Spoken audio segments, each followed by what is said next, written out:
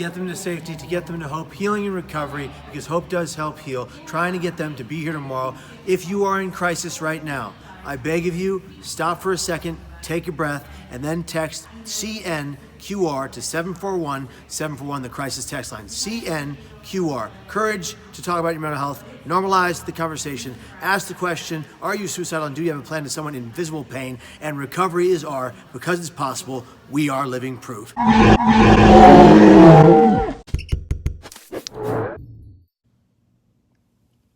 What's cracking, guys? How are you?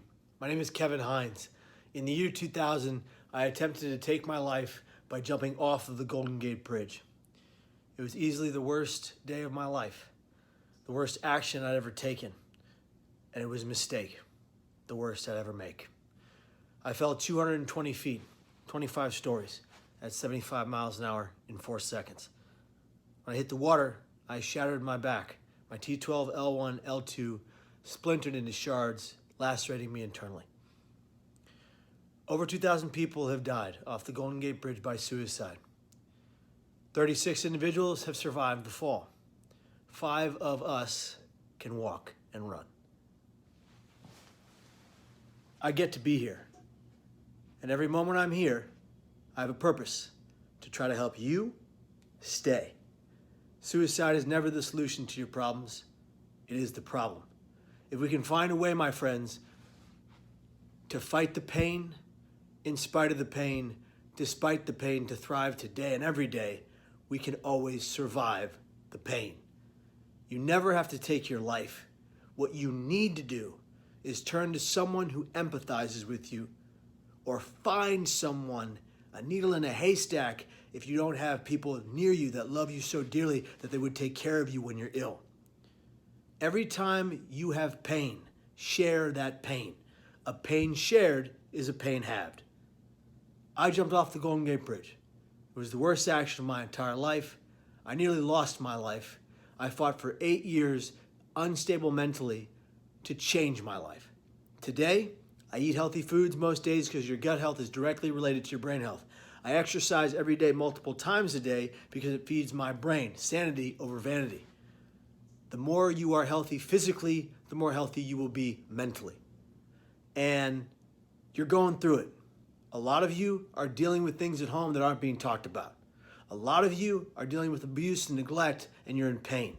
Remember that pain is inevitable, suffering is optional. If you fight every day just to get to the next, eventually you will make a beautiful pathway.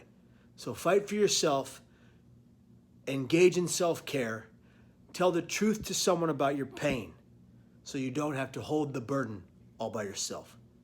And remember, you deserve to be here. You are intended to be here. You have a purpose. It is a beautiful one. It is a bright one. And you're a gift from the heavens above.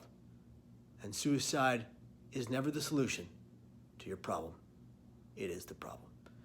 And I hope you guys have a great day. Urbana is amazing, and it's going to be palpable, powerful. It's going to touch your soul, and it's going to change your life. Take care, guys. Be well. And whatever you do, find a way through the pain to be here tomorrow and every day after that. Holla at your boy. You know what I mean? What is cracking? Healthiest social media family in the game. We're here in Wise, Virginia, and we're talking to 2 of my new friends. What's your name? Courtney. Courtney and? Natasha. Natasha, okay. Courtney and Natasha. Let's start with Natasha. Natasha, what brings you here to the Suicide Prevention Art of Wellness training the Conquer Core Collective has brought to Wise, Virginia at Glamorgan Chapel? I recently started working at Frontier Health, which is the behavioral health service here in our area. And I'm an RN, I'm a registered nurse, and I just came into behavioral health and was actually completely unaware of suicide and how it affects our community. And so I've been coming to every possible one of these that I can, and since July, just trying to learn more. Wonderful. And tell us one thing, one real-time thing you learned today. I learned, and I know this is kind of sounds bad, but in this area it's really felt that way, that when someone dies by suicide, that there should be no guilt felt by anybody. and that's kind of looked down upon here. It's always kind of shoved under the rug, and so I think that's awesome. There's no guilt to be had when you lose someone to suicide. It's not because of you. It's not in spite of you. It's because of their epic amount of insurmountable emotional mental pain. Okay, Courtney, now you're here at the training today. What do you do that brings you here today to this very training? Well, I'm a nurse practitioner. I work for the medical side of the behavioral health, and I come in contact with behavioral health patients all the time. And even on the medical side, we come into contact with patients who are suicidal quite frequently. And I think that coming here has helped me to learn how to handle that better, how to appropriately address these issues that we do have, the barriers, and to help these patients get linked to the appropriate sources that they need. That's fantastic. And Courtney, what is one particular thing you learned today?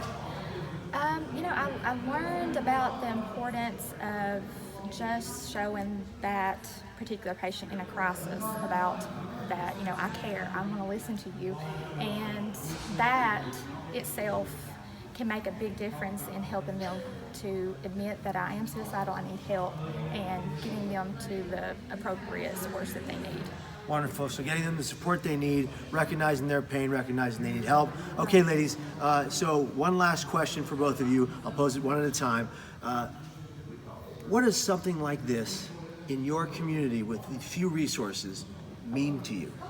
I think it means a lot. I think it means this community especially needs further education about the issues of mental illness, because like I said previously, it's something that's shoved under the rug. People are not very open to talk about it. They don't want to talk about family members that have died by suicide and things like that. So I think it's very educational to everybody in the community, not just healthcare professionals or law enforcement. I think more people need more education.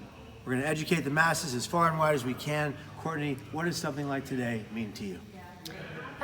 Today, it really brings to light that, suicide is a big problem in our culture, and we don't need to look at it like it should be shamed upon, or that, it's something that, this person, we can just brush it out to the side. We really have to look at these people like any other condition and really focus on the whole person and how to heal them. And how are we going to do that? I think that, providing education, like she said, by even our clients. I think even getting our clients together in groups and educating them themselves, not just us, them. They need to learn about, how to recognize when they are feeling suicidal and what to do, and to make sure that they have the contacts in place that they can call, like you mentioned, that you have your contacts, and that way, they can address the issues that they're having and connect to those that they can to get to the place they need to go. To get them to safety, to get them to hope, healing and recovery, because hope does help heal, trying to get them to be here tomorrow. If you are in crisis right now, I beg of you, stop for a second, take a breath, and then text CNQR to 741-741, the crisis text line. CNQR. Courage to talk about your mental health. Normalize the conversation. Ask the question, are you suicidal, and do you have a plan to someone in visible pain? And recovery is our, because it's possible, we are living proof. If you're in crisis, text CNQR to 741-741 or dial the National Suicide Prevention Lifeline at 1-800-273-8255 +1 if you're military, law enforcement, or a veteran. We care about you. We want you to stay here. We want you to be here tomorrow. You do matter, and you matter to me, and you matter to us. Thank you very much.